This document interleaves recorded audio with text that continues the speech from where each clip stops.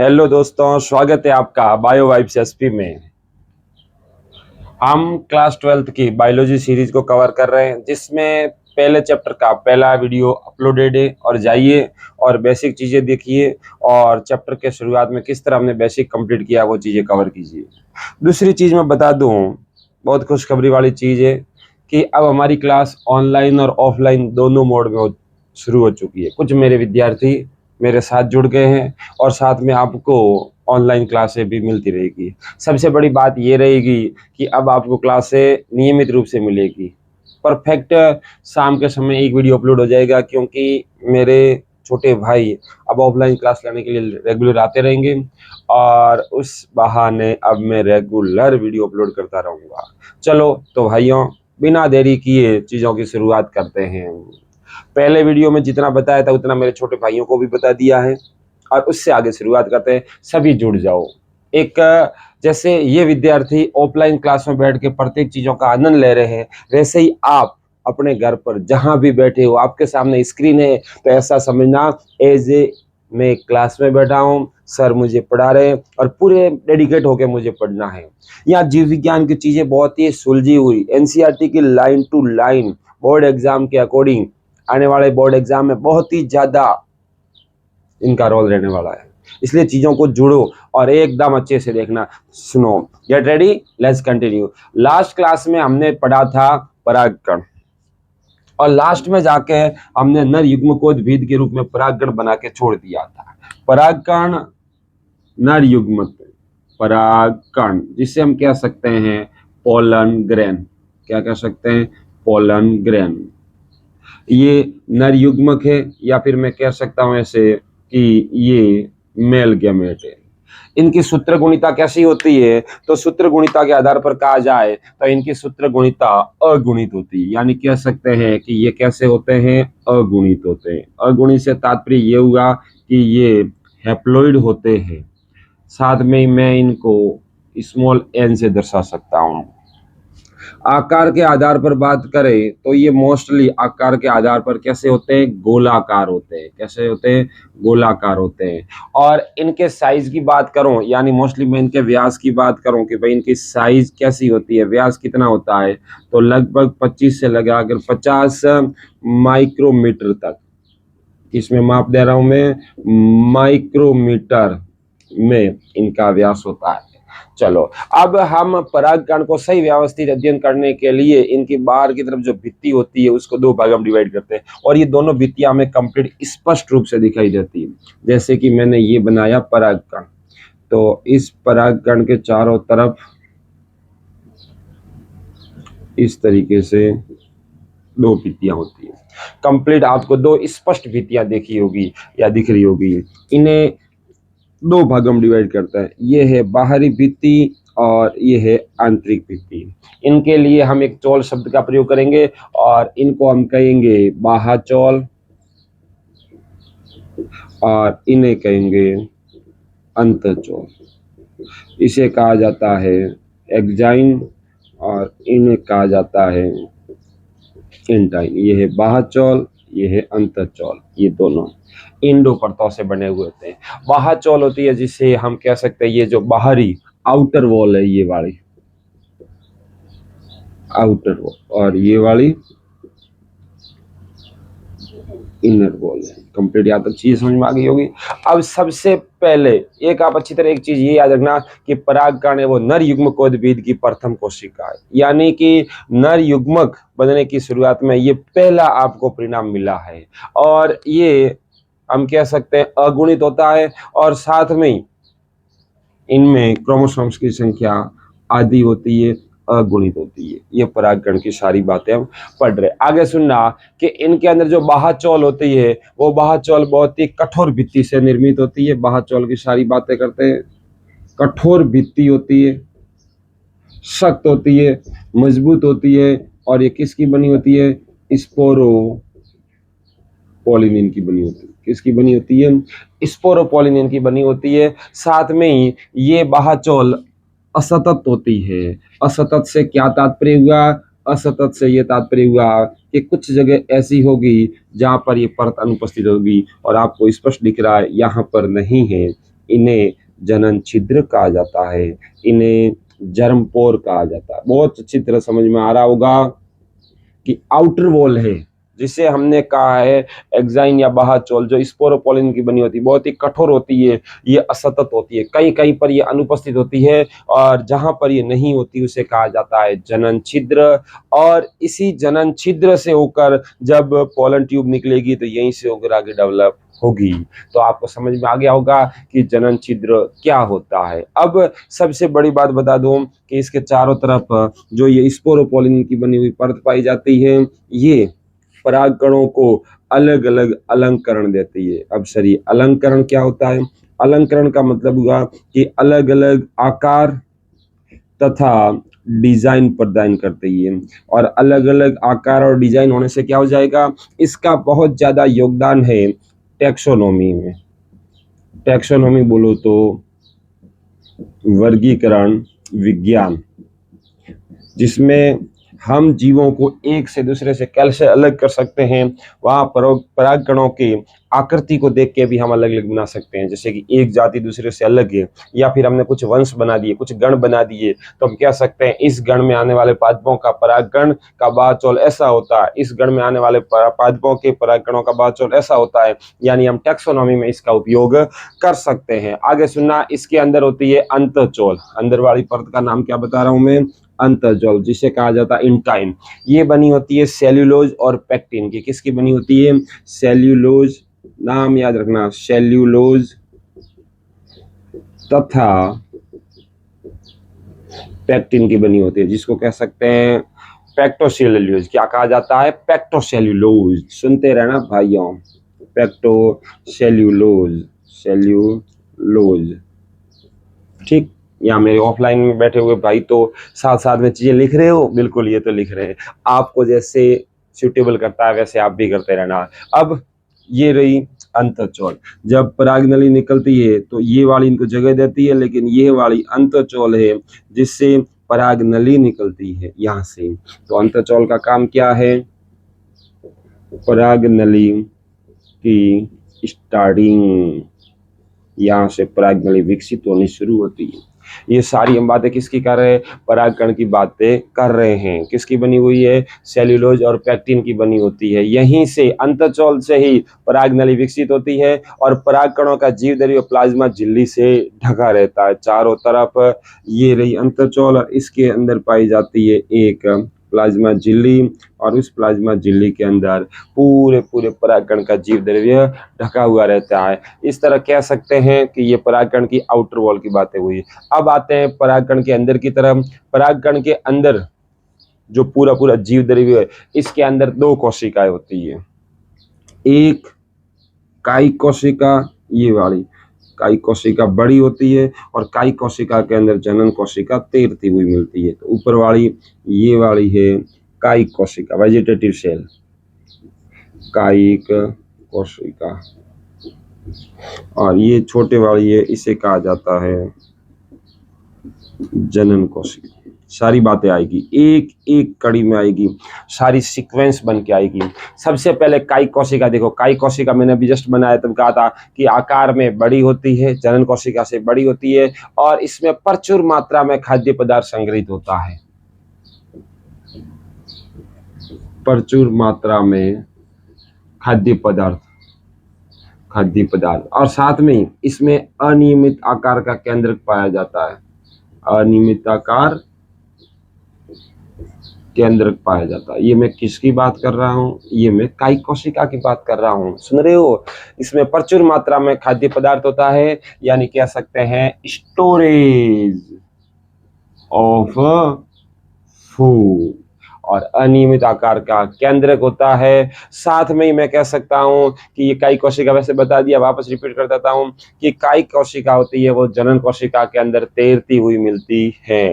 ये हुई काई कोशिका की बातें। फिर आती है जनन कोशिका, जिसे कहा जाता है जर्म सेल। ये रही जनन कोशिका, जिसे कहा जाता है जर्म सेल। लिखते रहना छोटे भाइयों, जर्म सेल लिख रहा। हाँ, जर्म सेल ये छोटी होती है, और आकार के आधार पर देखिए तो एनसीईआरटी बताती है ये तर्करूपी होती है। कैसी बताया? तर्करूपी होती है। इसमें एक केंद्रक होता है और उसे ही जनन केंद्रक कहा जाता है। इसमें एक केंद्रक होता है और उसे ही क्या कहा जाता है? जनन केंद्रक कहा जाता है। ये बातें हुई इसकी। अब इस जनन कोशिका में समसूत्री विभाजन से दो नर केंद्रकों का निर्माण होता है और ये कंडीशन उसी स्टिग्मा पर भी हो सकती है और यानी कि वर्तिकाग्र पर जाने के बाद भी हो सकती है और परागकोश पर भी हो सकती है। ठीक, ये मोटी मोटी बातें हुई। अब ऑल ओवर फटाफट सुनो। स्पोरोपोलिनिन जो कठोर भित्ति सबसे बाहर, एक बार पूरा ओवरव्यू। कठोर भित्ति से बना हुआ ये स्पोरोपोलिनिन है, बहुत ही सख्त होता है, इतना कठोर होता है कि प्रकृति के अंदर अभी तक इसका कोई ज्ञात तोड़ने वाला एंजाइम नहीं मिला है। यानी वनस्पति जगत का सबसे ज्यादा सर्वाधिक कठोर पदार्थ यही पाया गया। बाह्य भित्ति स्पोरोपोलिनिन की बनी होती है और ये वनस्पति जगत का सबसे ज्यादा सर्वाधिक ज्ञात प्रतिरोध पदार्थ होता है। ये उच्च ताप, सुदृढ़ अम्ल एवं क्षारों के प्रति प्रतिरोधी होता है। अब तक कोई ऐसा ज्ञात एंजाइम नहीं है या एंजाइम अभी तक कोई ज्ञात नहीं है जो स्पोरोपोलिनिन को अपघटित कर सके या निम्नीकृत कर सके। और ये जो स्पोरोपोलिनिन बनती है वो टेपिटम के स्राव द्वारा बनती है और ये परागकण की बाह्यचोल का निर्माण करती है। इसके अलावा जहां बाह्यचोल नहीं होती है वहां पर बनते हैं जनन छिद्र। ये जनन छिद्र परिभाषा क्या दे सकते हो कि परागकण की बाह्यचोल जहां जहां अनुपस्थित होती है वहां उस गैप को या उस छिद्र को जनन छिद्र कहा जाता है। और अगली बात हम देखें कि उस जगह एक छिद्र बनता है जहां से पराग नली भी निकलती है, उसे जनन छिद्र कहते हैं। जनन छिद्र कह सकते हैं बाह्यचोल पर होता है। अगली कड़ी में सुनना, आवृत बीजियों के अंदर जनन छिद्र की संख्या 1 से लगाकर 3 हो सकती है। नोट करना, कितनी बताई मैंने? 1 से 3 होती है। एक बीजपत्री के अंदर इनकी संख्या 1 होती है, लेकिन द्विबीजपत्री के अंदर इनकी संख्या 3 तक हो सकती है। तो ये तो आराम से याद रह जाएगा कि एक बीजपत्री है उनके अंदर इनकी संख्या 1 और जो द्विबीजपत्री है उनके अंदर इनकी संख्या 2 या 3 तक हो जाती है। मोनोकोटिलेडोन्स 1, डाइकोटिलेडोन्स 3 होती है। अगली कड़ी में सुनना, 60% से अधिक आवृत बीजी पादपों के परागकण होते हैं वो 2 कोशिकी अवस्था में जड़ते हैं, एक काई कोशिका और एक जनन कोशिका। लेकिन कुछ पादप ऐसे हैं जिनके परागकण झड़ने से पहले ही जो जनन कोशिका है वो डिवाइड हो जाती है, समसूत्री विभाजन करके 2 कोशिका बना देती है और वो परागकण 3 कोशिकी अवस्था में जड़ते हैं। सुना आपने? कौन सी कोशिका विभाजित कर देती है समसूत्री विभाजन? ये कोशिका करती है जनन कोशिका। जनन कोशिका विभाजन करके 2 कोशिका बना देती है और इसके अंदर परागकण 3 कोशिकी अवस्था में जड़ता है। क्या बताया? 3 कोशिकी अवस्था में। ये रहा परागकण, ये इसकी काई कोशिका और ये वाला जनन कोशिका और ये इसके 2 केंद्रक और ये इसकी काई कोशिका। अनियमित आकार का केंद्रक, बहुत बड़ी वैक्यूल और ये 2 केंद्रक, ये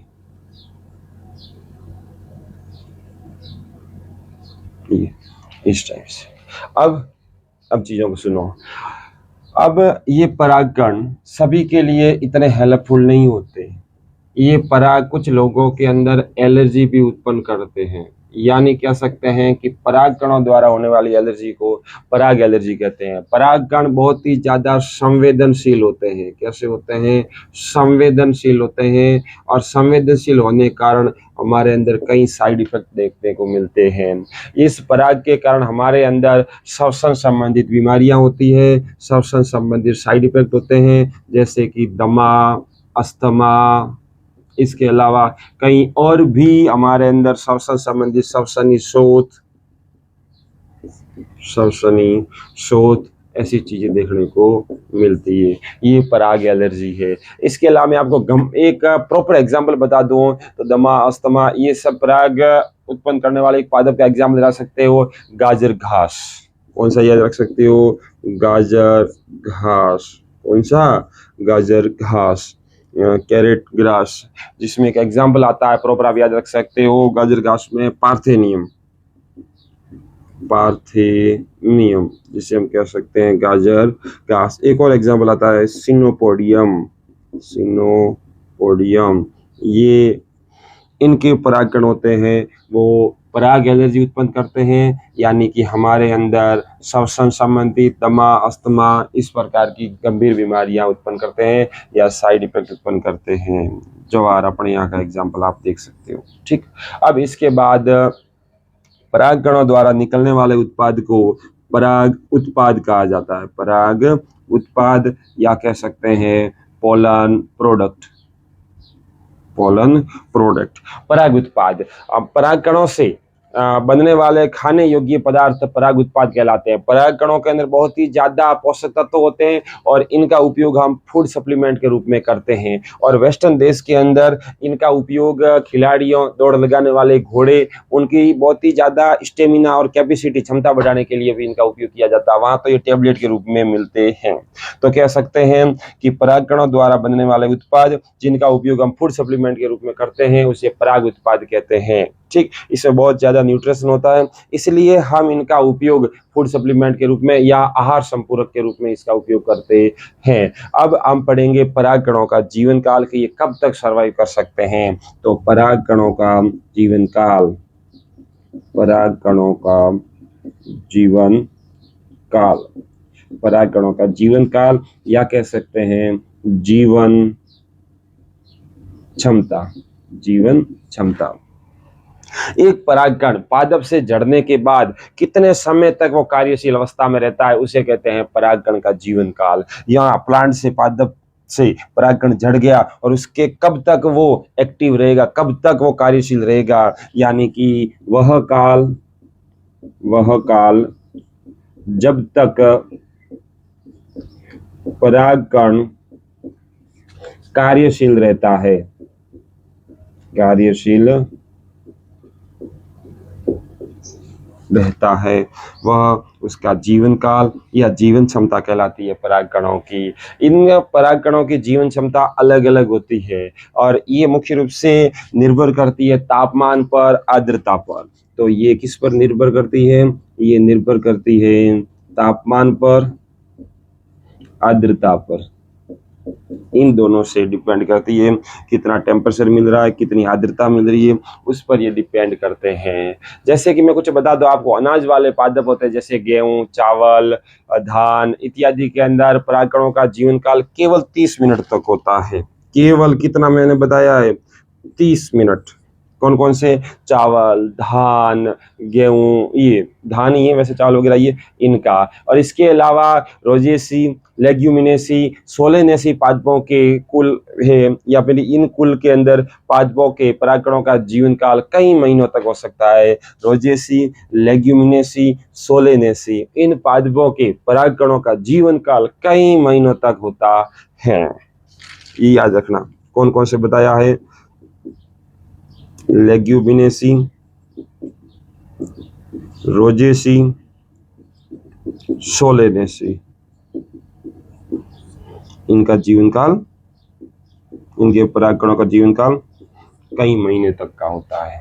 एक लास्ट टॉपिक परागकण से संबंधित, फिर न्यू टॉपिक मस्त शुरू करते हैं। परागकणों से या फिर परागकणों को हम लंबे समय तक कैसे स्टोर कर सकते हैं? परागकणों को लगभग -196 डिग्री सेल्सियस पर, इन परागकणों को वहां पर जो नाइट्रोजन तरल अवस्था में चले जाती है उस टेम्परेचर पर हम परागकणों को लंबे समय तक सुरक्षित रख सकते हैं। इसे कहते हैं शीत तापीकरण। क्या कहते हैं? शीत तापीकरण, या इसे कहा जाता है क्रायो प्रिजर्वेशन। क्या कह सकते हैं? Cryo preservation. क्रायो प्रिजर्वेशन, शीत तापीकरण ये रहा, जिसमें परागकणों को इतने कम तापमान पर जो नाइट्रोजन की तरल अवस्था में आ जाती है वहां पर इनको लंबे समय तक सुरक्षित रखा जाता है। इन्हें कहा जाता है पोलन बैंक। सुना आपने? क्या कहा जाता है? पोलन बैंक या फिर पराग बैंक भी कहा जाता है। इसके अंदर हमारे सिलेक्टिबल परागकण होते हैं और उनको लंबे समय तक सुरक्षित रखा जाता है। ये पिछले प्रीवियस टॉपिक में जो चीजें रह गई थी उनको वापस रिवाइज किया है और कुछ मेरे नए भाई जुड़े थे, उन नए भाइयों के लिए ये चीजें वापस आ रही है। तो चलो आप भी इन चीजों का वापस रिवाइज करते रहना और चीज़ों को जैसे जैसे मैं बताता हूँ आप भी साथ साथ में नोट करते रहना और प्रत्येक चीज़ को इतना मस्त क्लैरिफाई करना कि चीज़ें दिमाग के अंदर छप जाए। और मैं कई बार ये ऑफलाइन क्लासों में भी बताता हूँ और यहाँ भी बता रहा हूँ कि आप कितनी चीजें पढ़ते हो उससे ज्यादा जरूरी है कि कोई भी चीज आप कितनी बार पढ़ते हो। और बायो में याद रहने का यही मूल मंत्र है, और कोई दवा नहीं है जिनको हम घोट के पी लें और हमें याद हो जाएगी। वॉइस तो चालू है कंप्लीट। क्या कहा मैंने कि कोई ऐसी दवाई नहीं है जिसको हम घोट के पिए और फिर हमें सब कुछ बायो में याद हो जाएगा। बायो को याद रखने का एक ही मूल मंत्र है कि कोई भी चीज आप कितनी बार पढ़ते हो। चलो, नया टॉपिक आ रहा है। उमंग पूरा हुआ, पुंकेसर पूरा हुआ, नर युग्मक बन गए हैं, परागकण बन के रेडी है। अब परागकण नर युग्मक बन के रेडी है। अब हम बनाएंगे मादा युग्मक, और मादा युग्मक बन जाएंगे फिर करवाएंगे निषेचन, बनेगा जाइगोट, बनेगा एम्ब्रियो, और उससे बनेगा बीज और बनेगा नया पादप। अब हमें पढ़ना है पुष्प का एक चक्र जिसे कहा जाता है जायांग, गाइनोइशियम, जायांग। जायांग की प्रत्येक इकाई को कहा जाता है स्त्री केसर, पिस्टिल, या इसे हम कह सकते हैं अंडप, या इसे कहते हैं कार्पल कहा जाता है। स्त्री केसर के समूह को जायांग कहते हैं या अंडप के समूह को जायांग कहते हैं, और जायांग की प्रत्येक इकाई को स्त्री केसर कहते हैं। ये मादा जनन अंग है। सुना आपने मैंने क्या कहा है? ये मादा जनन अंग है, फीमेल रिप्रोडक्टिव ऑर्गन है, क्योंकि गाइनो शब्द आया है और गाइनो शब्द से सब परिचित हैं। ठीक, अब सुनो सबसे पहले अच्छी तरह कि हम इसके अंदर पढ़ेंगे स्त्री केसर, जिसके अंतर्गत मैं एक और शब्द बता दूं, वहां पर हम पढ़ रहे थे लघु बीजाणु जनन, लघु बीजाणु धानी, लघु बीजाणु मात्र कोशिका। यहाँ सारे शब्द आने वाले गुरु बीजाणु धानी, गुरु बीजाणु जनन, गुरु बीजाणु मात्र कोशिका। तो ये चीजें थोड़ी आप विशेष ध्यान रखना। अब ये रहा जायांग के अंदर एक या एक से अधिक क्या पाए जाते हैं? अंडप पाए जाते हैं। अब मैं यहाँ पर कुछ चीजें बता देता हूँ कि इसके अंदर कुछ शर्तें हैं। जायांग के अंदर केवल एक अंडप पाया जाता है, केवल एक अंडप। सुना आपने? केवल एक अंडप। एक तो ये हो सकता है, एक अंडप होता है तो उसे कहा जाता है एकांडपी। एकांडपी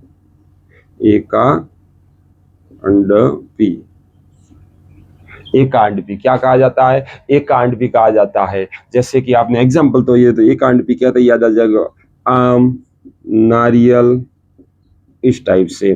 एकांडपी मोनो कार्पेलरी, ये एक अंडप आम नारियल। दूसरा होता है एक से अधिक अंडप, एक से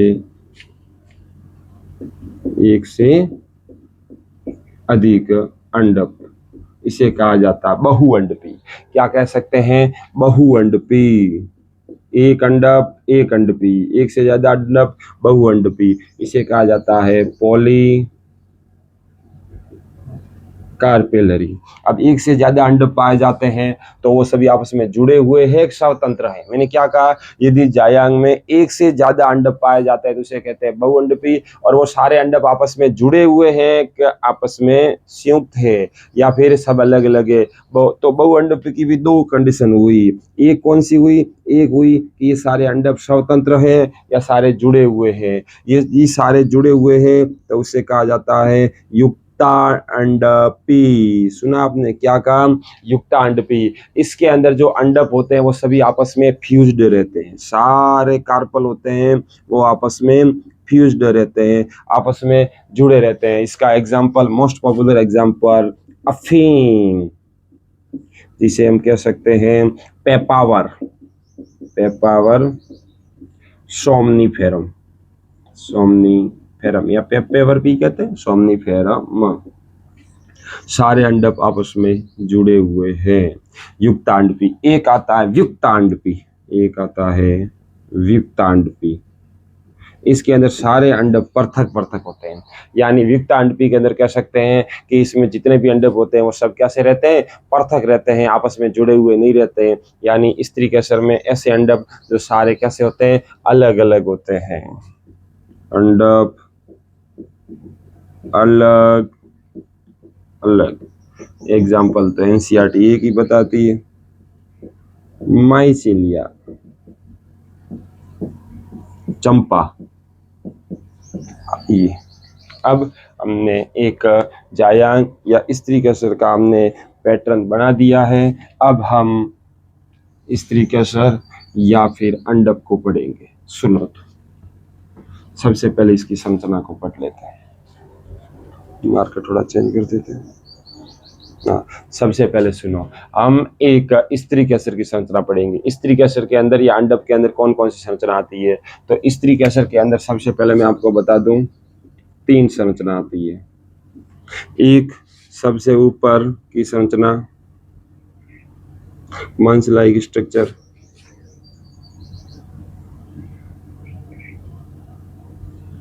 ये वाला भाग, इसे कहा जाता है वर्तिकाग्र, इसे कहा जाता है वर्तिका। और पेंदे में फूला हुआ भाग क्या कहलाता है? अंडाशय। वर्तिकाग्र, स्टिग्मा, मंच लाइक स्ट्रक्चर। सुना आपने मैं क्या कह रहा हूं? मंच लाइक स्ट्रक्चर एक तरीके से पराग कणों के अवतरण मंच का कार्य करता है, यही सबसे पहले पराग कणों को एक्सेप्ट करता है। दूसरा है वर्तिका, जिसे कहा जाता है स्टाइल। सुनना मैं क्या कह रहा हूं वर्तिका के बारे में, ये लंबी, पतली और साथ में बेलनाकार संरचना क्या कहलाती है? वर्तिका। और अंडा से सबसे नीचे पेंदे में फूला हुआ भाग कह सकते हैं ये वाला आधारी फूला हुआ भाग, आधारी फूला हुआ भाग क्या कहलाता है? फूला हुआ भाग क्या कहलाता है? अंडाशय कहलाता है। मैं यहाँ इधर उधर की बहुत बातें नहीं करने वाला हूँ, एनसीईआरटी की लाइन टू लाइन चलूंगा और इतनी भयंकर बातें भी नहीं बताऊंगा कि आपका बोर्ड एग्जाम का जो भी रिजल्ट है वो प्रभावित हो। तो सबसे पहले सुना, ये रहा, इसके अंदर की तरफ ये होता है ओव्यूल, और ओव्यूल जुड़ा रहता है अंडाशय से। अब ओव्यूल अंडाशय से जिस संरचना द्वारा जुड़ता है उसे कहा जाता है प्लेसेंटा। क्या कहा जाता है? प्लेसेंटा। तो प्लेसेंटा द्वारा इसमें क्या जुड़ा रहता है? ओव्यूल। ओव्यूल का मतलब होता है बीजांड, ओव्यूल का मतलब होता है बीजांड। तो बीजांड जिस संरचना द्वारा इस अंडाशय से जुड़ता है उस संरचना को कहा जाता है प्लेसेंटा। जैसे माँ और बच्चे के बीच में कड़ी के रूप में प्लेसेंटा होता है, वैसे इसको कहा जाता है प्लेसेंटा। अब सुनना, अंडाशय के भीतर पाए जाने वाले गुहा जिसको गर्भाशय गुहा या कोष्ठक कहते हैं, और ये कोष्ठक जिस स्थान पर भी होते हैं उसे बीजांड कहते हैं, और ये बीजांड इसके साथ प्लेसेंटा द्वारा जुड़े रहते हैं। और इसी प्लेसेंटा के आधार पर कि भाई कितने ओव्यूल है के आधार पर इनमें अलग अलग संरचनाएं बनती है। ठीक, अब आगे सुनो, अब हम एक बीजांड को पढ़ते हैं। ये एक बीजांड है और बीजांड की संरचना को पढ़ते हैं। अच्छी तरह देखना, बीजांड की संरचना सबसे पहले ये सबसे आंतरिक भाग, फिर इसके कुछ आवरण,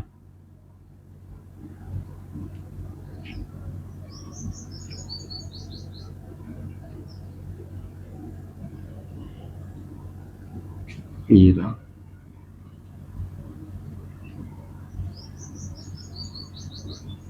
कंप्लीट। अब चित्र समझ में आया होगा कि चित्र कहाँ पर और कैसे बना है। ठीक, ये रहा, यहाँ पर ये अंडाशय है और अंडाशय के जिस स्थान से जुड़ा है इसे तभी हमने क्या कहा? प्लेसेंटा। इस स्थान को मैं क्या कह रहा हूं? प्लेसेंटा। अब इसके बाद ये वाली संरचना जो आगे जा रही है इसको कहते हैं बीजांड वृंत, बीजांड वृंत। और आगे जाकर ये प्रॉपर यहाँ से पूरी संरचना स्टार्ट होती है, इसे कहते हैं हाइलम, या इसे कहा जाता है नाभिका। क्या कहा मैंने? नाभिका। एक बीजांड जिस स्थान से भी पूरे हिस्से के साथ जुड़ता है उसे कहते हैं प्लेसेंटा। फिर आपको बताया है बीजांड वृंत, और तीसरी संरचना बताइए आपको हाइलम। ठीक, ये बीजांड वृंत जिसे फनिकल भी कहते हैं, फनिकल।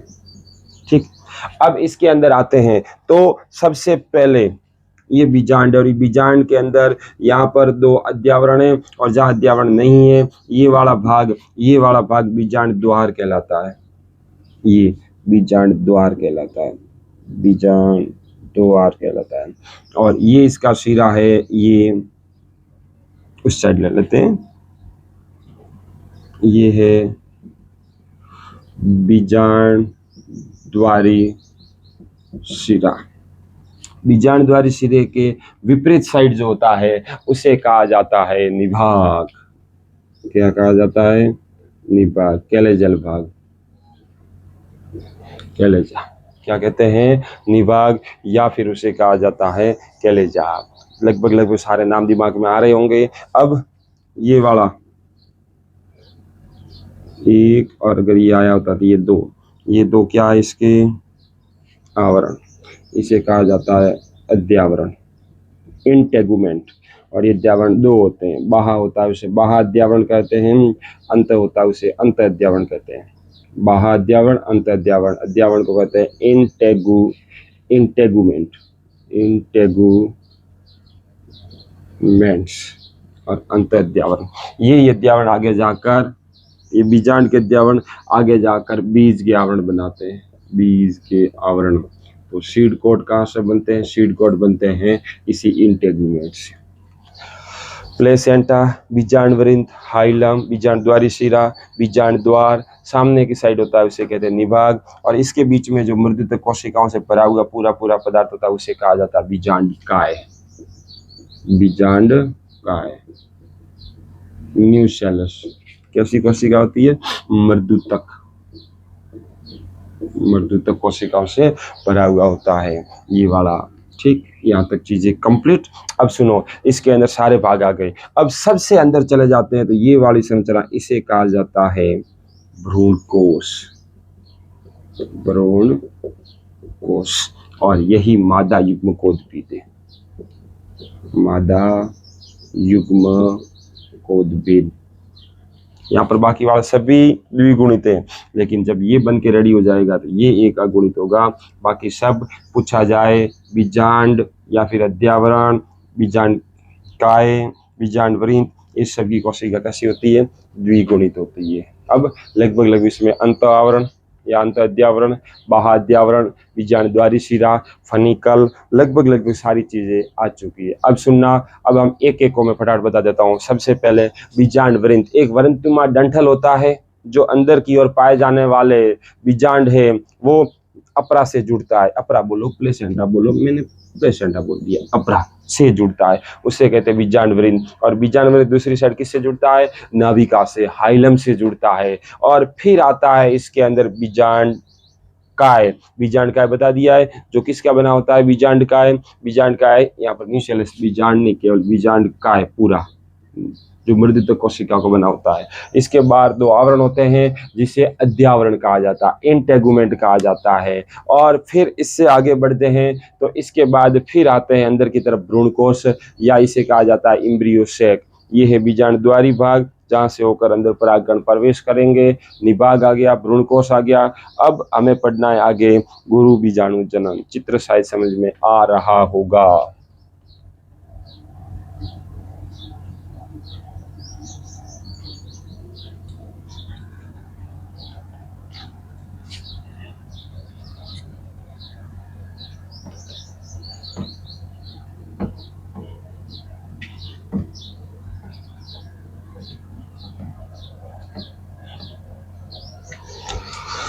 क्या कहा मैंने? गुरु बीजाणु जनन, गुरु बीजाणु जनन, मेगा स्पोरो जेनेसिस, गुरु शब्द आया, गुरु बीजाणु जनन। अब मैंने अभी जस्ट बताया था बीजांड काय, न्यूसेलस, उसकी कोई भी एक कोशिका आकार में बड़ी होती है, उसका केंद्रक स्पष्ट हो जाता है, उसका जीव दर्य बहुत ज्यादा सघन हो जाता है, और उस कोशिका को कहा जाता है प्रपशु कोशिका। तो बीजांड काय, ये बीजांड काय मान लो। इसकी कोई भी एकाध कोशिका आकार तथा आयतन में बड़ी होती है, जीव दर्य सघन होता है, और इस एक कोशिका को अब क्या कहा जाता है? प्रपशु कोशिका। क्या कहा जाता है? प्रपशु कोशिका। यहाँ तक समझ में आया? सुनना अच्छी तरह। गुरु बीजाणु जनन में बीजांड काई की कोई भी एक कोशिकाएं आकार में बड़ी होती है, सघन जीवद्रव्य होता है और उसको कहते हैं प्रपशु कोशिकाएं। अब इस प्रपशु कोशिका के अंदर एक समसूत्री विभाजन होता है। अब प्रपशु कोशिका में कौन सा विभाजन होगा? समसूत्री विभाजन।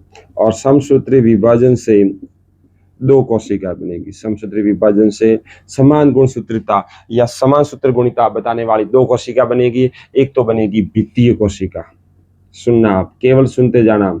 एक तो बनेगी भित्तीय कोशिका जो लेयर का निर्माण करेगी, और एक भित्तीय कोशिका के बाद दूसरी बनेगी प्राथमिक बीजाणुजन कोशिका। यहीं से कहानी शुरू है। प्राथमिक बीजाणुजन कोशिका। मैंने दो कोशिकाओं के प्रॉपर नाम बताए। क्या क्या बताया? एक तो बताया भित्तीय कोशिका और एक बताया प्राथमिक बीजाणुजन कोशिका। अच्छी तरह सुनना।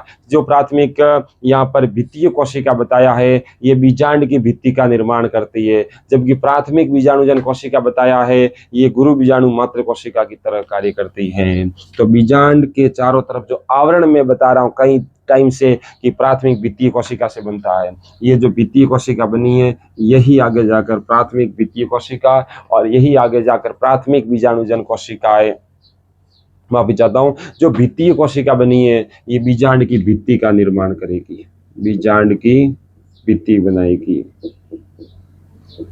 बीजांड की भित्ति। और प्राथमिक बीजाणुजन कोशिका यही आगे जाकर गुरु बीजाणु मात्र कोशिका की तरह कार्य करेगी। तो ये बन गई है गुरु बीजाणु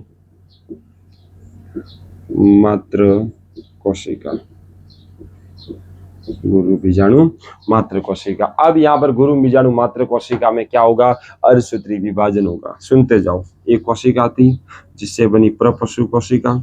इस प्रपशु कोशिका में अर्धसूत्री विभाजन हुआ और अर्धसूत्री विभाजन होके इस कोशिका ने चारों तरफ आवरण बनाने में अपना योगदान दिया, यानी ये भित्तीय कोशिकाओं में कन्वर्ट हो गई विभाजन करके।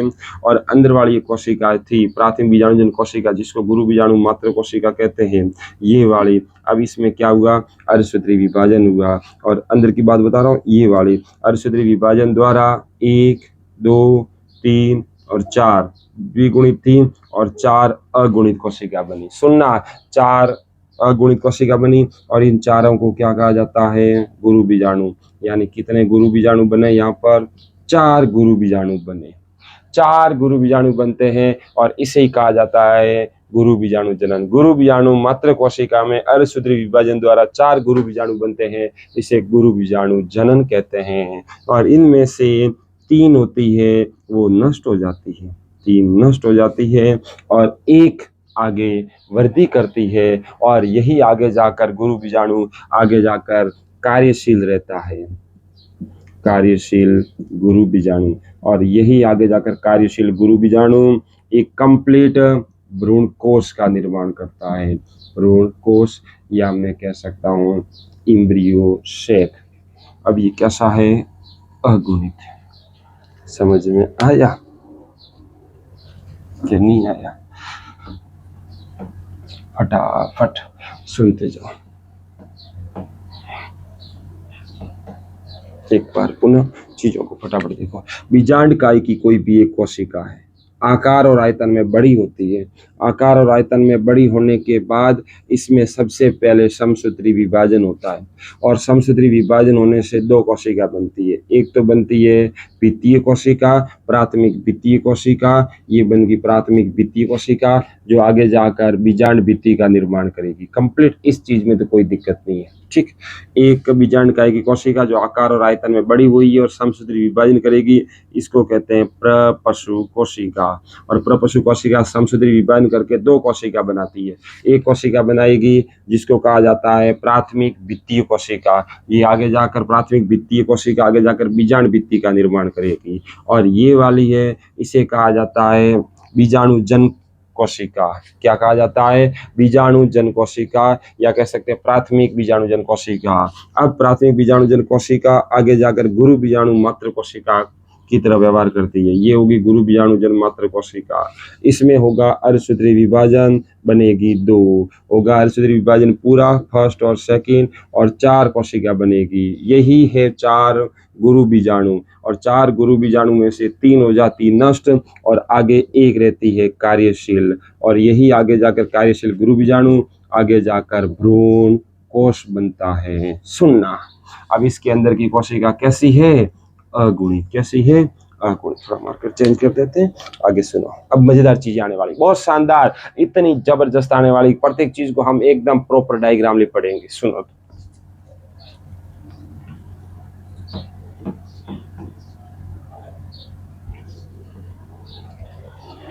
सुनो, वॉइस चेक कर देता हूं। सुनना, यहाँ पर एक मैंने भी बताया गुरु बीजाणु मात्र कोशिका, गुरु बीजाणु मेगा स्पोर मदर सेल में क्या चला? मियोसिस, अर्धसूत्री, और इससे क्या बना? इससे बना मेगा स्पोर। क्या बना? Mega spore. यहाँ पर ये द्विगुणित था और इससे बना ये अगुणित। यहाँ पर मियोसिस अर्धसूत्री विभाजन क्यों होता है? क्योंकि ये काई कोशिका एक प्रकार से है तो जननात्मक कोशिका, लेकिन आगे जाकर ये कंप्लीट अगर एक जर्म या जनन कोशिका बनती है, युग्मक बनते हैं, तो एक हम यहाँ पर लैंगिक जनन पढ़ रहे हैं जिसमें 2 जनक भाग लेते हैं और 2 जनक भाग लेते हैं, 2 गैमेट बनेंगे और 2 गैमेट आपस में फ्यूज होंगे। अगर अर्धसूत्री विभाजन नहीं हुआ तो 2n दोनों विपरीत गैमेट यानी दोनों अपोजिट गैमेट 2n फर्टिलाइज होकर नई पीढ़ी के अंदर 4n सीरीज लेके आ जाएंगे। इसलिए यहाँ पर अर्धसूत्री विभाजन होना बहुत जरूरी है, और अर्धसूत्री विभाजन द्वारा यहाँ पर मेगा स्पोर या गुरु बीजाणु बन चुका है। 4 बने थे, 3 नष्ट हो चुके हैं, 1 कार्यशील रहता है, और यही लघु बीजाणु जनन और गुरु बीजाणु जनन का सबसे मेजर अंतर है। अब यही गुरु बीजाणु आगे जाकर कार्यशील होता है, एक्टिव होता है, और आगे जाकर कंप्लीट भ्रूण कोश का निर्माण करता है। तो यहाँ पर सुनना, ये है कार्यशील गुरु बीजाणु, जिसके अंदर ये वाला है अगुणित, अंदर से कैसा है? अगुणित। अब इसमें कहानी ये शुरू होगी, ये है कार्यशील गुरु बीजाणु। अब हम इसको भ्रूण कोश कह सकते हैं, ये वाला। इसके अंदर केंद्रक है और इस केंद्रक के अंदर अब समसूत्री विभाजन शुरू होंगे, और समसूत्री विभाजन द्वारा एक केंद्रक से कितने केंद्रक बनेंगे? 2, और ये दोनों केंद्रक कहाँ गति करेंगे? ध्रुवों की तरफ, और कंप्लीट कहाँ चले जाएंगे? ध्रुवों की तरफ। अब ध्रुवों की तरफ जैसे गए वहां पर ये समसूत्री विभाजन एक बार और करेंगे, और 1 से 2 और 2 से 4 हो जाएंगे, और तीसरी बार फाइनली विभाजन करते हुए ये प्रत्येक शिरा की तरफ कितने केंद्र इकट्ठा कर लेंगे? 4, और 4 में से एक ऊपर की तरफ से और एक नीचे की तरफ से, यानी ध्रुवों से एक एक केंद्रक वापस कहाँ आता है? बीच में। 3 हो गए ऊपर, 2 हो गए बीच में, और वापस 3 हो गए नीचे। ये कंडीशन होती है। ये है एक कार्यशील गुरु बीजाणु। गुरु बीजाणु बने थे 4, 1 2 3 4, 3 हो गए नष्ट, 1 रहा, ये रहा। अब इसके अंदर कंप्लीट भ्रूण कोश का विकास हो रहा है। सुनना अच्छी तरह, क्रियाशील गुरु बीजाणु अगुणित होता है। ये मादा युग्मकोद्भिद की प्रथम कोशिका है, और इस प्रथम कोशिका के अंदर 8 केंद्रक बनते हैं और 7 कोशिकीय अवस्था होती है, और यहाँ पर 3 बार केंद्रक के अंदर समसूत्री विभाजन होता है। देखना, 1 से 2, माफी चाहता हूँ, ये रही 2 तो बन चुके, 1 से 2, 2 से 4 और 4 से 8। कितनी बार विभाजन होता है? 3 बार, 1 बार, 2 बार और 3 बार, कंप्लीट 3 बार समसूत्री विभाजन होता है, और समसूत्री विभाजन द्वारा अब ये 8 केंद्रक बन चुके हैं। अब 8 केंद्रक के आधार पर ये प्रत्येक अपने चारों तरफ भित्ति का निर्माण करते हैं, और ऊपर की तरफ 3 कोशिकाएं, नीचे की तरफ भी अपनी भित्तियों का निर्माण करते हैं और 3 कोशिकाएं, और बीच में 2 केंद्रक लेते हुए कंप्लीट एक कोशिका बन जाती है। सुनना, ऊपर कितनी कोशिका बनी? 3। इसे प्रतिमुखी या प्रतिव्यासांत या इसे एंटीपोडल सेल कहा जाता है। Antipodal cell. नीचे की तरफ ये 2, इसे कहा जाता है सहायक कोशिका। सहायक कोशिका, एसेसरी सेल। ये वाली होती है, इसे कहा जाता है अंड कोशिका। अंड कोशिका, और इन दोनों को मिलाकर कहा जाता है अंड समुच्चय, एग अपरेटस, और बीच में है ध्रुवीय कोशिका, ध्रुवीय कोशिका जिसके अंदर केंद्र के वो है द्वितीय केंद्र, द्वितीय केंद्र। और इसकी प्रत्येक कोशिका शुरुआत में ये वाला अगुणित था, तो इसके अंदर बनने वाली प्रत्येक कोशिका कैसी होती है? अगुणित होती है।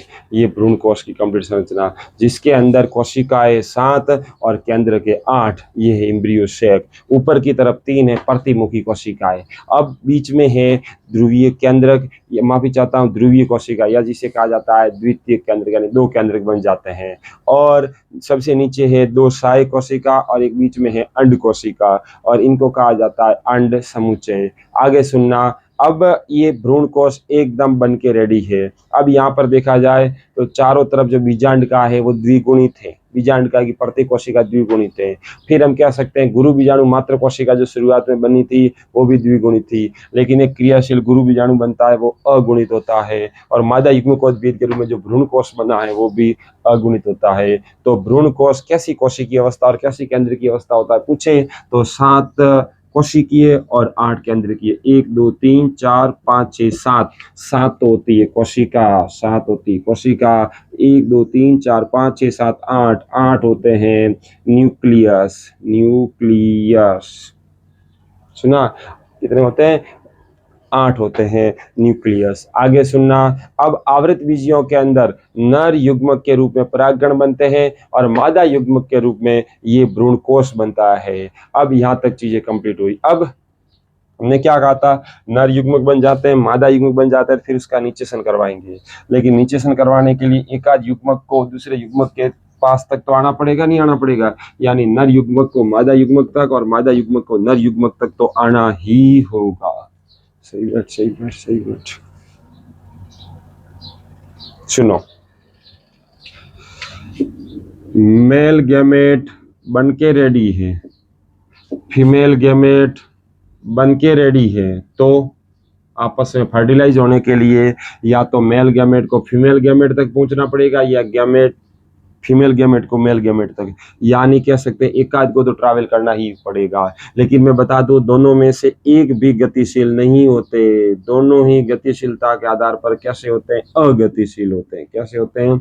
अगतिशील होते हैं। तो ये अपने अंदर कोई इसी प्रकार की कोई स्ट्रक्चर नहीं होती जिसके आधार पर मेल गैमेट खुद सफर करके वहां पहुंचे या फीमेल यहाँ पहुंचे, ऐसा कोई इनमें सुविधा नहीं होती। इनको नेचर ही, प्रकृति ही एक स्थान से दूसरे स्थान तक जाने के लिए कुछ अपॉर्चुनिटी देती है। तो सबसे पहले सुनो कि अब यहाँ पर प्रकृति ने, भाई हमने पढ़ा अभी भ्रूण कोश के अंतर्गत अंड कोशिका तो बहुत डीप तक व्यवस्थित है, तो वो तो बाहर निकल कर आ नहीं सकती। तो अब यहाँ पर सफर या ट्रैवल कौन करेंगे? परागकण। कौन करेंगे? परागकण। यानी ट्रांसफर किसका होगा? परागकणों का होगा। हम कह सकते हैं कि हमने पढ़ा था ये है पुंकेसर, इसका टॉप भाग है एंथर, और एंथर से निकलते हैं पोलन ग्रेन, और जैसे ही एंथर एकदम परिपक्व होगा और उसका प्रस्फुटन होगा तो उसमें से निकलेंगे पोलन ग्रेन, और ये पोलन ग्रेन किसी भी माध्यम से किसी भी तरीके से यहाँ से निकलकर कहाँ पहुंचेंगे? वर्तिकाग्र पर। तो इन परागकणों का यहाँ से निकलकर वर्तिकाग्र पर पहुंचना, इसे कहते हैं परागकणों का स्थानांतरण या युग्मकों का स्थानांतरण। और यहाँ पर हर बार परागकण ही निकलकर यहाँ पर पहुंचेंगे, कोई कंडीशन नहीं है कि मादा युग्मक यहाँ पर ट्रांसफर हो। तो इस तरह परागकणों का स्थानांतरण पादपों के अंदर परागण कहलाता है। सुना आपने? क्या कहलाता है? परागण कहलाता है, जिसे हम कह सकते हैं पॉलिनेशन।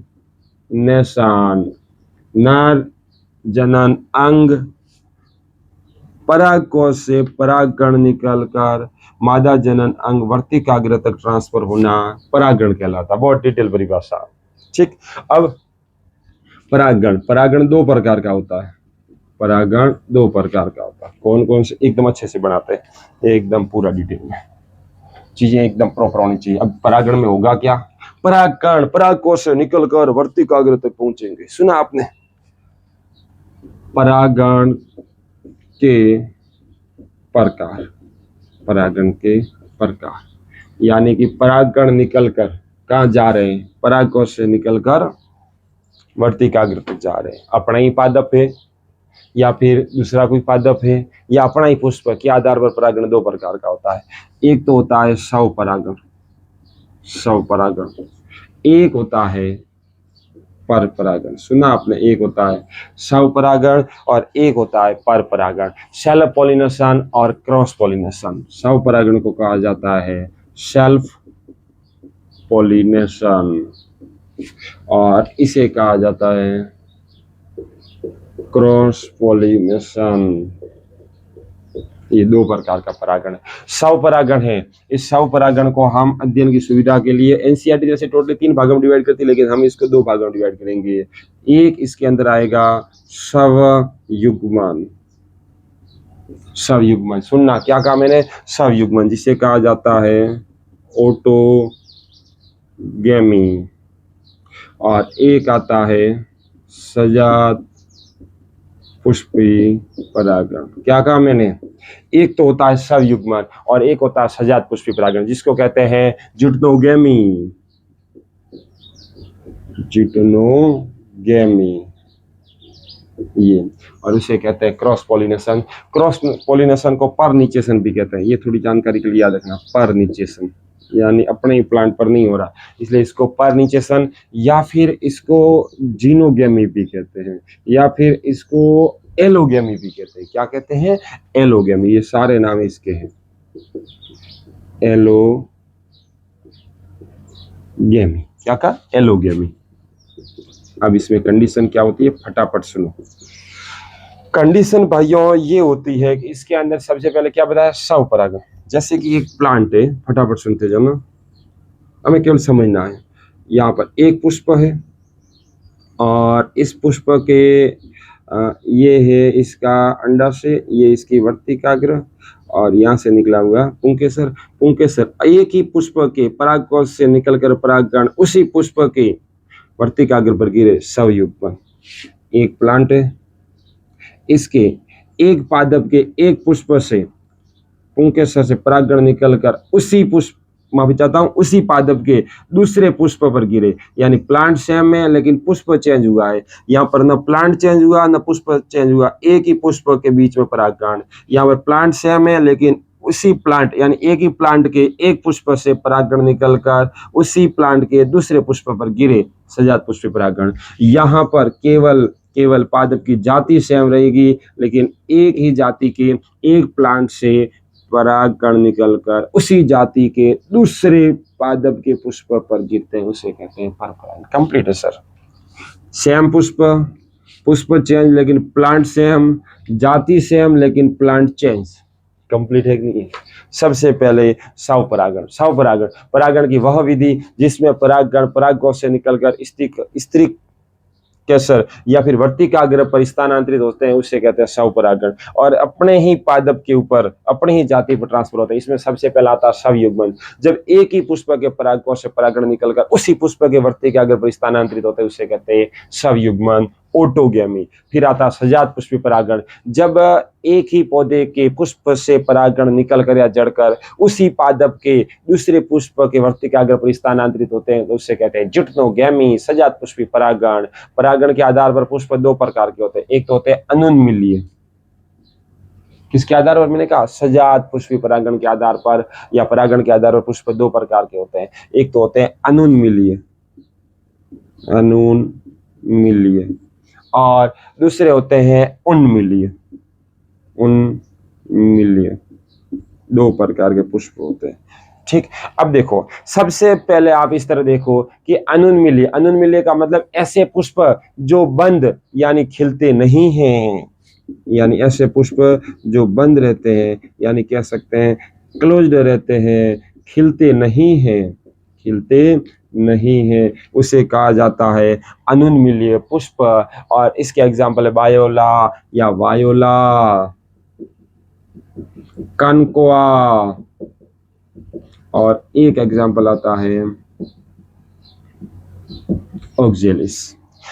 उन्मीलिय ये पुष्प ओपन रहते हैं, ये खिलते हैं, सुना आपने, ये पुष्प खिलते हैं, उसे उन्मीलिय कहते हैं। अनुन्मीलिय बंद रहते हैं, यानी उसका जो पुष्प निकलेगा, जैसे ये पुष्प निकला, ये वर्तिकाग्र, यहाँ से पुंकेसर, ये पूरा पुष्प बंद रहेगा। सीधी सी बात है, पुष्प बंद है तो सव परागण ही होगा और कुछ हो ही नहीं सकता। लेकिन दूसरे होते हैं पुष्प वो खुले होते हैं, एकदम नग्न होते हैं। ठीक, दूसरे आते हैं उन्मिल्य। उन्मिल्य के अंदर आपको एग्जाम्पल याद रख सकते हो, गुड़हल, धतूरा, ये उन्मिल्य है। आपके एग्जाम्पल बता रहा हूँ, गुड़हल, धतूरा, ये उन्मिल्य। कैसे है? उन्मिल्य। अब स्वपरागण, स्वपरागण होने के लिए क्या क्या शर्तें हैं, किन किन कंडीशन में स्वपरागण होगा, स्वपरागण के लिए क्या क्या शर्तें हैं। स्वपरागण का मतलब एक ही पुष्प से परागण ट्रांसफर होने चाहिए और उसी पुष्प पर गिरने चाहिए। तो यहाँ पर सबसे बड़ी शर्त ये रहेगी कि इसके पास उभयलिंगता है। उभयलिंगता का मतलब द्विलिंगी है, तो चांद ही चांद है। द्विलिंगी है, स्त्री के सर भी इसी पर है, पुंकेसर भी इसी पर है, तो स्वपरागण के और ज्यादा चांस होंगे। समकाल पक्वता, जब भी परागण बन रहे हैं तब ही समकाल पक्वता, जब परागण बन रहे हैं, जब नर गैमेट मैच्योर हो रहे हैं उसी टाइम फीमेल गैमेट मैच्योर हो जाए, समकाल पक्वता। तीसरा आएगा अनुन्मिल्यता, यानी कि पुष्प बंद होगा तो बाहर जाने के तो कोई संभावना ही नहीं है। ये सारे मैं किसके अनुकूलन बता रहा हूँ? ये सारे मैं अनुकूलन बता रहा हूँ स्वपरागण के। उभयलिंगता, समकाल पक्वता, अनुन्मिल्यता, ये अनुकूलन है स्वपरागण के। या फिर कह सकते हैं मोस्टली स्वयुग्मन के, जहाँ पर ऑटोगैमी होने के और ज्यादा चांसेस है स्वपरागण होने के, अनुन्मिल्यता। अब इसके अलावा अब ये तीन चीजें होगी तो आवश्यक रूप से स्वपरागण ही होगा। लेकिन दूसरी कंडीशन आती है परपरागण, जिसे हमने कहा है जीनोगैमी और एलोगैमी या फिर क्रॉस पॉलिनेशन या परनिचेशन कहा जाता है। ये एक प्रकार से आनुवंशिक रूप से भिन्न है, लेकिन कह सकते हैं भौतिक रूप से नहीं, इनको ऐसे नहीं कहेंगे, केवल इसके अंदर प्लांट चेंज हो जाता है, यानी फिजिकल प्रोसेस चेंज है, लेकिन आनुवंशिक रूप से तो प्लांट सेम ही है। मैंने कहा एक ही जाति के दो पादपों के बीच में होता है, मैंने कहा कंप्लीट कहा इस लैंग्वेज में। तो कह सकते हैं कि ये एक ऐसा परागण है जो आनुवंशिक भिन्न परागणों का स्थानांतरण वर्तिकाग्र पर होता है, यानी परागण की ऐसी विधि जिसमें भिन्न पादप के परागकोश से भिन्न पादप के वर्तिकाग्र पर परागणों का स्थानांतरण होता है, उसे कहते हैं पर परागण। दो पादपों के बीच में होगा, एक ही जाति के एक पादप से परागकण निकलकर उसी जाति के दूसरे पादप के वर्तिकाग्र पर परागकण गिरते हैं, तो उसे कहते हैं पर परागण। अब कह सकते हैं पर परागण के लिए क्या अनुकूलन हो सकते हैं? पर परागण के लिए हो सकता है अनुकूलन में स्वबंध्यता, खुद का वर्तिकाग्र अपने ही जाति का है लेकिन परागणों को एक्सेप्ट ही नहीं करे, कह सकते हैं स्वबंध्यता। सेल्फ इनफर्टिलिटी, सेल्फ इनफर्टिलिटी, जैसे कि इसके एग्जांपल तो आपको मिल जाएंगे तंबाकू, आलू, ये स्वबंध्यता, यानी खुद के परागण ही एक्सेप्ट नहीं करेंगे, इसे कहते हैं स्वबंध्यता। इसके अलावा क्रूसीफर्स, ये किन किन कंडीशन में पर परागण होने के चांस ज्यादा है, उसे कहते हैं पर परागण का अनुकूलन। सबसे पहले है स्वबंध्यता, दूसरा आएगा एक लिंगता, लिंग ये कि उसके ऊपर उपस्थित पराग कोश ये, फिर स्वनिश्चेषण या स्वपरागण कैसे होगा, पॉसिबल ही नहीं है। तो स्वबंध्यता, एक लिंगता, दूसरा भिन्न काल पक्वता, जब परागण बन रहे हैं तब भिन्न काल पक्वता, जब परागकण बन रहे हैं तब भ्रूणकोश तैयार नहीं है, जब भ्रूणकोश बन रहा है तब परागकण तैयार नहीं है। कुल मिलाकर जब नर युग्मक बनते हैं तब मादा युग्मक तैयार नहीं है, मादा युग्मक बनते हैं तो नर युग्मक तैयार नहीं है। भिन्न काल पक्वता। इसके अलावा हम कह सकते हैं इसके अंदर एक और शब्द शानदार चलता है, हर्कोगेमी।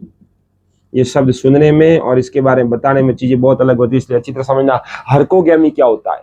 सुनना, सब सुनना आप। हर्कोगेमी का मतलब है जब वर्तिकाग्र व परागकोश, वर्तिकाग्र मादा जनन अंग, परागकोश नर जनन अंग, जब वर्तिकाग्र व परागकोश के बीच में प्राकृतिक संरचनात्मक अवरोध पाया जाता है तो उसे कहते हैं हर्कोगेमी। प्राकृतिक संरचनात्मक अवरोध, एक है वर्तिकाग्र और दूसरा है परागकोश। परागकोश से निकलते हैं परागकण और आके गिरने वर्तिकाग्र पर, और इन दोनों के बीच में अगर कोई प्रकृति द्वारा प्राकृतिक अवरोध तैयार कर दिया गया है, यानी जिसके कारण परागकण परागकोश से निकलकर वर्तिकाग्र तक आ ही नहीं सकते, बीच में कुछ ऐसे बैरियर लगे हुए हैं, इसे कहते हैं हर्कोगेमी। क्या कहते हैं? हर्कोगेमी। जैसे इसका एग्जाम्पल आप देख सकते हो, एक आता है कैरियोफाइलेसी। कैरियोफाइलेसी कुल के सदस्यों में पौधों में वर्तिका की लंबाई होती है वो पुंकेसर से अधिक हो जाती है, पुंकेसर नीचे हो जाते या पुंकेसर से अधिक हो जाती है। इस कारण होता है इनके मध्य परागण नहीं हो पाता है। जैसे कि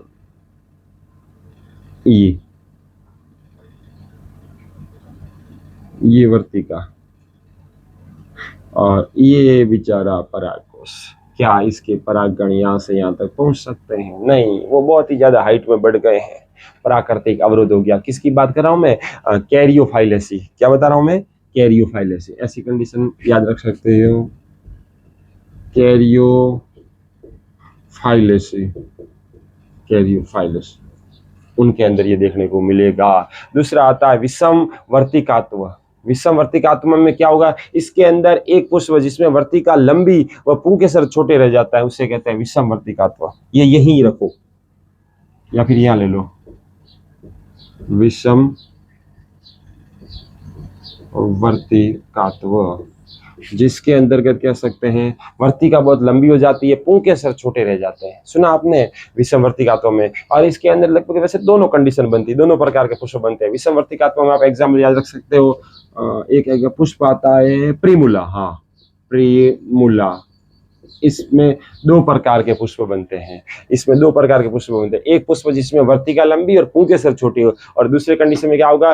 पुष्प जिसमें वर्तिका छोटे और पुंकेसर लंबे हो, तो ऐसे पुष्प द्विरूपी कहलाते हैं और ये पर परागण क्रिया को प्रेरित करते हैं। विषम वर्तिकात्व, प्रिमुला एक पुष्प है जिसमें दो प्रकार के पुष्प बनते हैं। दोनों प्रकार कौन कौन से? पहली कंडीशन, इसके अंदर एक बार तो ये हुआ कि पुंकेसर बहुत लंबा हो गया। दूसरी कंडीशन ये हुई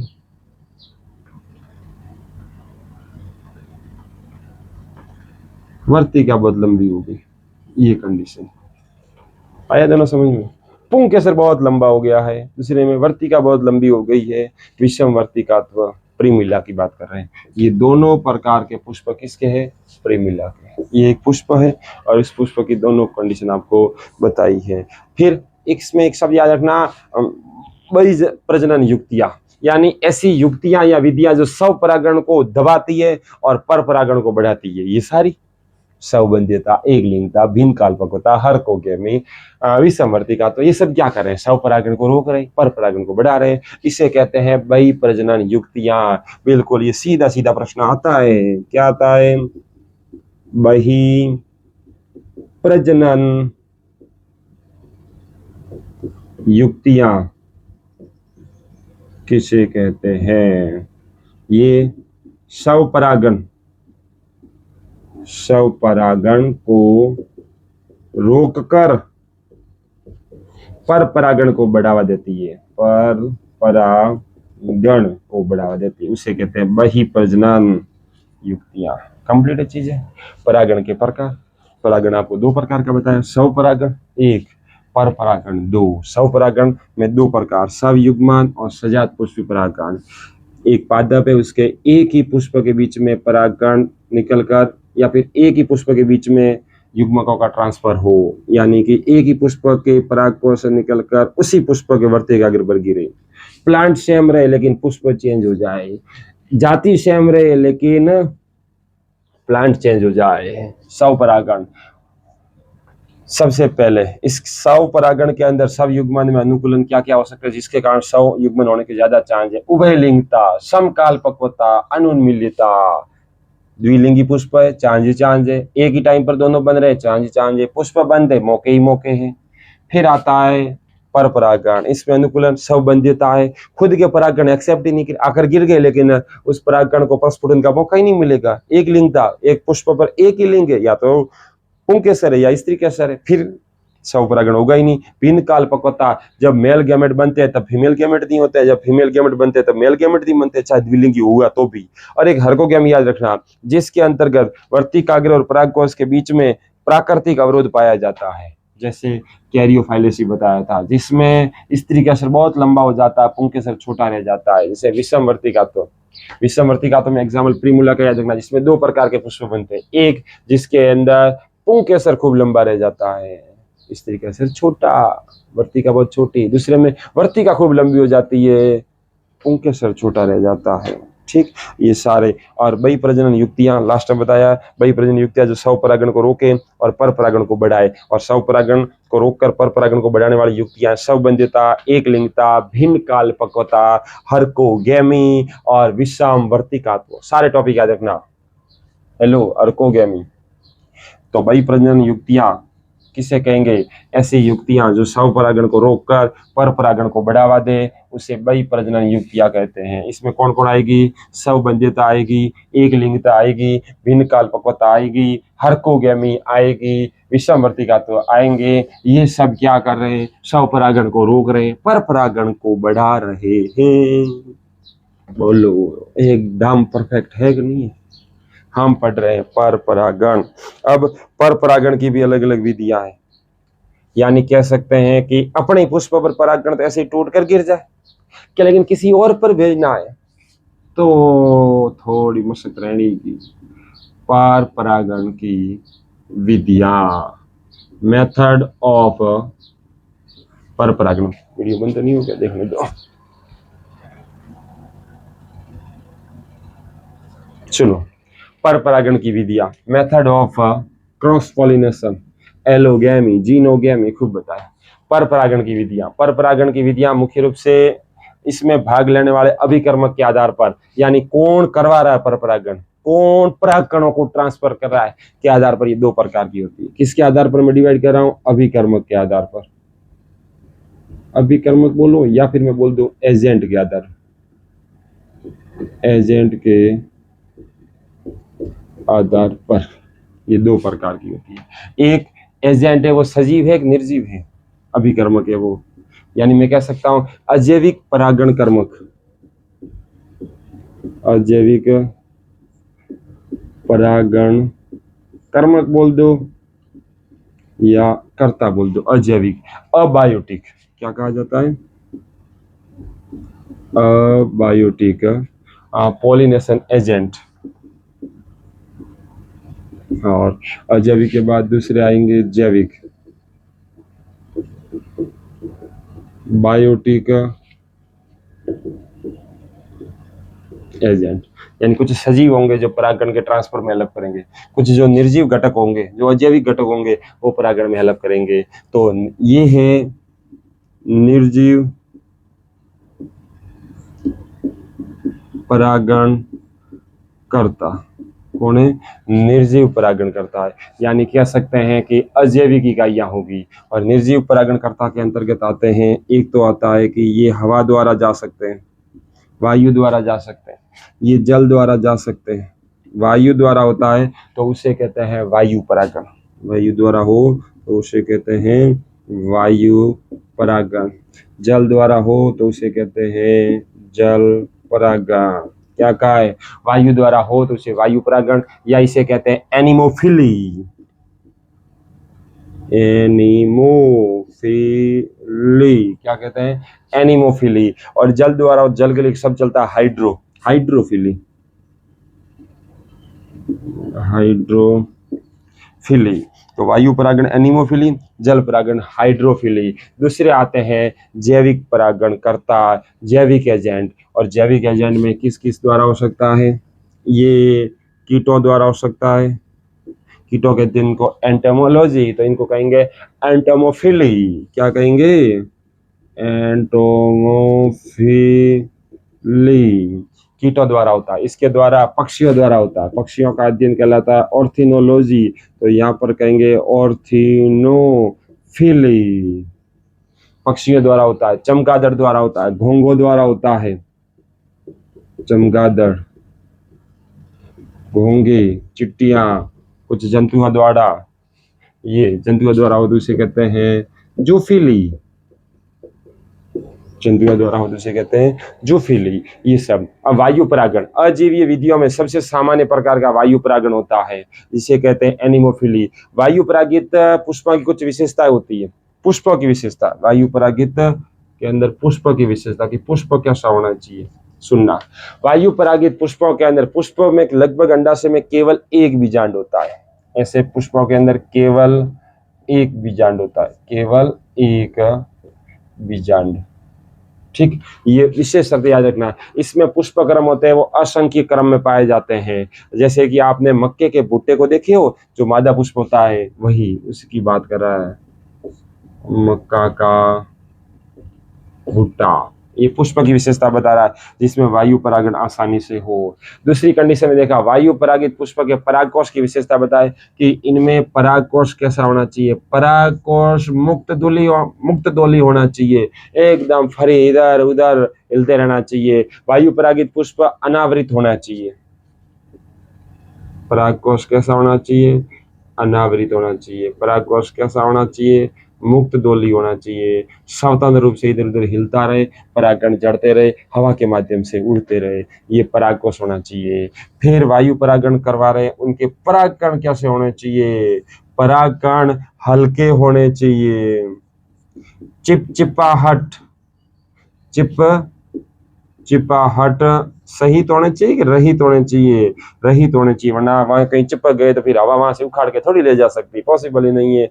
परागकण चिपचिपाहट रहित होने चाहिए और साथ में ही शुष्क होने चाहिए, असंख्य होने चाहिए, खूब भारी संख्या में होने चाहिए, हल्के होने चाहिए, छोटे होने चाहिए, सूक्ष्म होने चाहिए। ये सारी कंडीशन।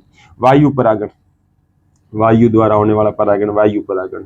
वायु परागण करने वाले पुष्पों की क्या विशेषता है, इस पुष्प के अंदर अंडाशय के अंदर केवल एक बीजांड होना चाहिए। पुष्प क्रम गुच्छे में होना चाहिए, बहुत समूह में होना चाहिए, जैसे मक्के का भुट्टा। इसके अंदर परागकोश है वो अनावृत होना चाहिए, मुक्त दोली होना चाहिए, परागकण हल्के चिपचिपाहट रहित, शुष्क, असंख्य और सूक्ष्म और छोटे छोटे होने चाहिए। वायु परागण की बात की है। अब वायु परागण पुष्प होते हैं, इनके अंदर वर्तिकाग्र की बात करें तो वर्तिकाग्र होता है वो पिंच के समान यानी पंख के समान वृहद होना चाहिए। वर्तिकाग्र कैसा होना चाहिए, पिंच के समान। पंख होता है ना, पंख फैला हुआ होना चाहिए, जितना फैला हुआ होगा उतना ही हवा के माध्यम से परागकणों को प्राप्त करने के चांसेस ज्यादा होंगे। और याद रखना घास में लगभग हमेशा वायु परागण ही होता है। तो मोस्ट पॉपुलर एग्जांपल घास, घास में हमेशा वायु परागण ही होता है। इसके अलावा मैं आपको बता दूं वायु परागित पुष्प में पुष्पक्रम होता है, वही पेडिक्स होता है, ये आपके है नहीं। इसके अलावा एग्जांपल आप अपने खेत का एग्जांपल भी याद रख सकते हो, गेहूं, कौन, गेहूं। दूसरा आता है जल परागण, जब परागकोश से परागकणों का स्थानांतरण वर्तिकाग्र तक जल के द्वारा होता है तो इसे कहते हैं जल परागण, या इसे कहते हैं हाइड्रोफिली। आवृतबीजी या कह सकते हैं पुष्पीय पादपों में जल परागण बहुत दुर्लभ या बहुत कम देखा जाता है, बहुत कम होता है। और इसमें भी मैं आपको बता दूं लगभग 30 वंश है जिसमें जल परागण पाया जाता है एक बीजपत्री के अंतर्गत। कितने, एक बीजपत्री मोनोकोट, और उसमें भी कितने वंश बता रहा है, 30 वंश, उनमें जल परागण होता है। जल परागण दो प्रकार का होता है, एक तो होता है अधोजल यानी जिसके अंदर परागण जल के भीतर हो, अधोजल, और एक होता है अधिजल। पहले चित्र दोनों सुन लो फिर मैं आपको बताता हूं। पहले बता था अधोजल, जब परागण जल के भीतर होता है तो उसे कहते हैं अधोजल। जैसे कि मैं एग्जांपल बता दूं, इसके अंदर परागण होते हैं वो लंबे फीते के समान होते हैं। तो अधोजल का मतलब जिसमें परागण का होगा जल के भीतर। अच्छी तरह लिख रहे हो तो नोट करते रहना, आप लिख रहे हो ठीक, ओके, ऑनलाइन हो आप भी लिखते रहना। अधोजल जिसमें परागण होता है वो जल के भीतर होता है, और इनके अंदर जो परागण होते हैं लंबे फीते के समान होते हैं, लंबे फीते के समान होते हैं। अधोजल की बात कर रहे हैं। अधोजल के अंदर मैं एग्जांपल बता दो हाइड्रिला, और इसके अलावा जोस्टेरा, इसके अलावा एक घास आती है सिग्रासेस ये वाली, तो कह सकते हैं हाइड्रिला, सीरोटिफिलम, ये सारे जोस्टेरा, हाइड्रिला, लिखते जाओ। अधोजल जल के भीतर परागण होता है, उसके अंदर जल के भीतर परागकण ट्रांसफर होते हैं, ऐसा जिसके अंदर परागकण होते हैं लंबे फीते के समान। और एग्जाम्पल मैं कंप्लीट बता रहा हूँ, जोस्टेरा, हाइड्रिला, इसके अलावा सीरोटिफिलम, एक और याद बताया था, सीरोटिफिलम। ये अधिजल, जब परागण जल की सतह पर हो, जल की सतह पर आकर परागकण ट्रांसफर हो, अधिजल कहते हैं। क्या कहा? अधिजल। जब पुष्प जल की सतह पर परागित होता है तो उसे अधिजल परागण कहते हैं। सभी जलीय पादपों में जल परागण हो ऐसा कोई जरूरी नहीं है, मोस्ट बात है। और अधिजल का एग्जाम्पल मैं आपको बता देता हूं, जैसे कि वेलिस्नेरिया में। ये मैंने बीच में एक बात बताई, इसका क्या मीनिंग होता पता है? कि भाई जलीय पादप है तो जल परागण करेंगे, ऐसा कोई जरूरी नहीं है। पादप जलीय होने के बावजूद भी वो वायु या कीट परागित हो सकते हैं। क्या कहा कि पादप जलीय है तो इसका मतलब नहीं है कि उसमें जल परागण ही होगा। कुछ पादप है जो जलीय पादप है, जलीय पादप होने के बावजूद भी उनमें जल परागण नहीं होता। जैसे कि मैं आपको एक एग्जांपल बता दो, वाटर लिली, कुमुदिनी, यही लिख दो नीचे, नोट करके, ये तो पॉइंट आना चाहिए, नोट करके, वाटर लिली, जिसे शायद कुमुदिनी कहा जाता है। क्या कहा जाता है? कुमुदिनी, वाटर लिली, कुमुदिनी। और एक आता है जल कुंभी, जल कुंभी, जिसे कहा जाता है वाटर हाइसिंथ, जल कुंभी। ये दोनों ही जलीय है, लेकिन इनमें परागण कैसा होता है? वायु परागण और कीट परागण। अब समझ में आ गया हो कंप्लीट कि पादप जलीय है, इसका मतलब नहीं कि उसमें जल ही परागण हो या जलीय परागण हो। जलीय पादप होने के बावजूद भी उसमें वायु परागण या कीट परागण हो सकता है। अब हम पढ़ेंगे वेलिस्नेरिया में जल परागण। प्रॉपर आपका ये टॉपिक है, जल परागण पढ़ रहे हैं तो हम पढ़ लेते हैं वेलिस्नेरिया में। वेलिस्नेरिया मस्त कहानी है। वेलिस्नेरिया की बात करूं तो वेलिस्नेरिया एक जलीय पादप है जो जल के भीतर रहता है, जल निमग्न पौधा है और साथ में ये एक लिंगी है। तो वेलिस्नेरिया की बात करूं तो ये कैसा है? जल के भीतर रहता है, जल निमग्न पौधा है, साथ में ये कैसा है?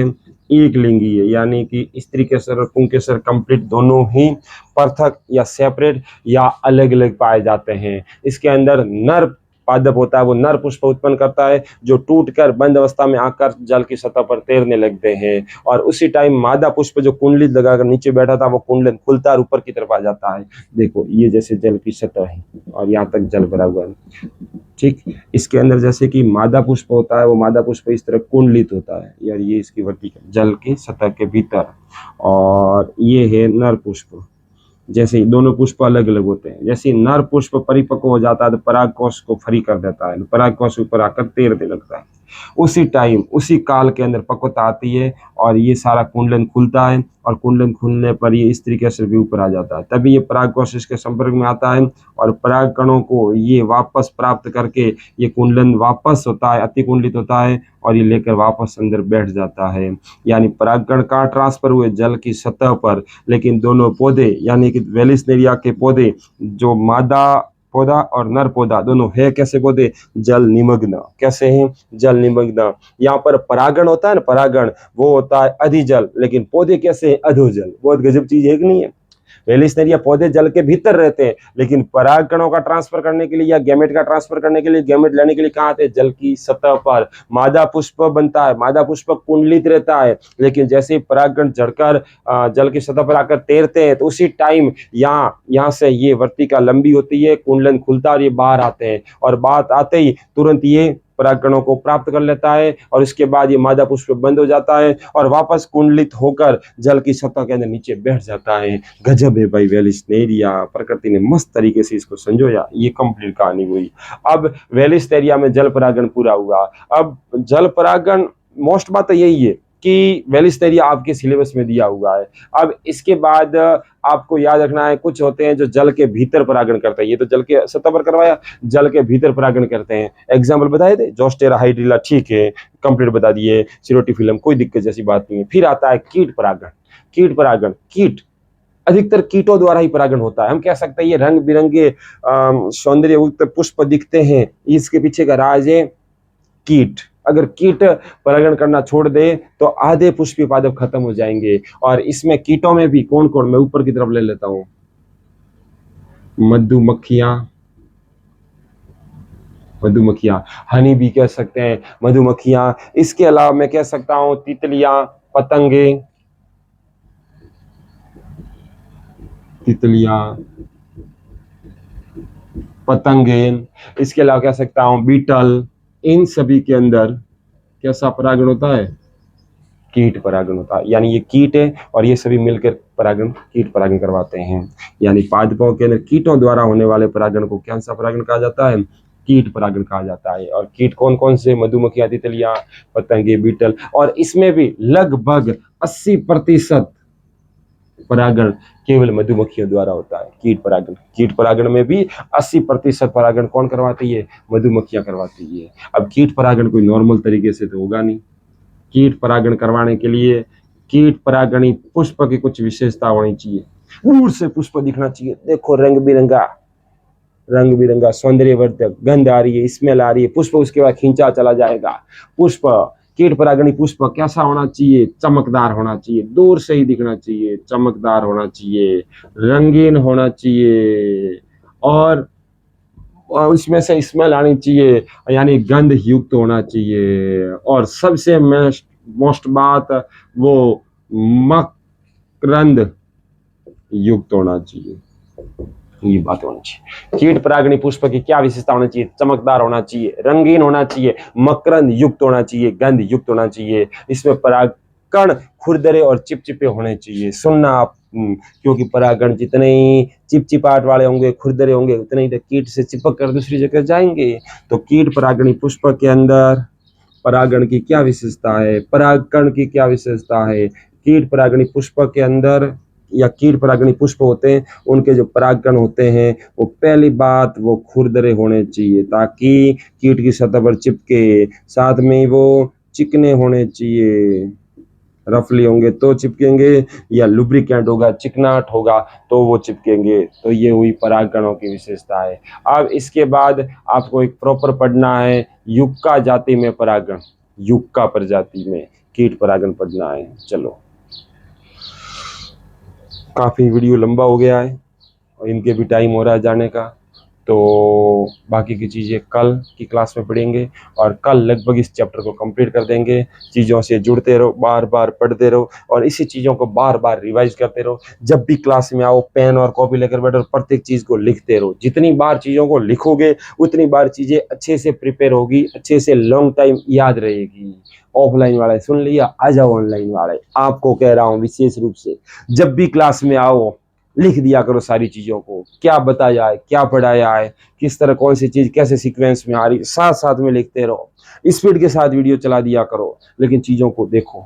एक बार वीडियो देखता, मैं तो कहता हूँ 2 बार देख लो वीडियो, 2 बार देख लो, स्पीड के साथ देख लो, क्योंकि जीव विज्ञान में जरूरी है चीज़ें आप कितनी बार देखते हो। कितनी पढ़ ली डजंट मैटर, कितनी बार पढ़ी है, यही है मूल मंत्र जीव विज्ञान में याद रहने का। चीज़ों को पढ़िए, याद कीजिए, बोर्ड एग्जाम को चमकाइए और आने वाले कंपटीशन और क्वालिफाई एग्जाम के लिए रेडी हो जाइए और अपने सपनों को उड़ान दीजिए, अपने आप को बेहतरीन बनने का मौका दीजिए। और आप ये वीडियो देख पा रहे हो, पढ़ पा रहे हो, समझ पा रहे हो चीज़ों को, तो भगवान, कुदरत, जिसको भी आप मानते हो, उन्होंने आपको कोई नॉर्मल नहीं बनाया, स्पेशल बनाया है और आपको सारे सुख सुविधा और सारे रिसोर्सेस देने वाले बनाया है। क्योंकि आप ये आवाज़ सुन रहे हो, जो मैं बोल रहा हूँ ये आपके कानों तक आ रही है, तो इसका मतलब है आप फालतू नहीं हो, आप स्पेशल हो, आप चीज़ों को समझने लायक हो, यहाँ तक रुके रहे हो। Best of luck, happy journey, advance में बिग बिग कॉन्ग्रेचुलेशंस, धन्यवाद, लॉट ऑफ थैंक्स।